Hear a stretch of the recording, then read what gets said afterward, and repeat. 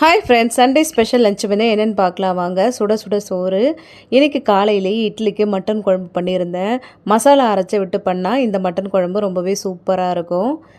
மிளகு, சீரகம், சோம்பு, இதோட சின்ன வெங்காயம், கசகசா, தேங்காய், முந்திரி பருப்பு இதெல்லாம் நல்லா வறுத்துட்டு நம்ம எப்பயும் மட்டன் குழம்பு வைக்கிற மாதிரியே வச்சோம்னா ரொம்பவே சூப்பராக இருக்கும். இப்போ லஞ்சுக்கு மட்டன் தலைக்கறி குழம்பு வச்சுருக்கேன். மட்டன் தலைக்கறி இந்த மாதிரி கொஞ்சம் தண்ணியாக வச்சோம்னா ரொம்பவே சூப்பராக இருக்கும்.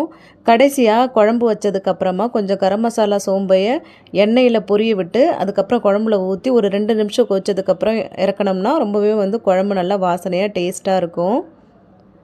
மட்டன் மூளையை ஃப்ரை பண்ணி வச்சுருக்கேன்.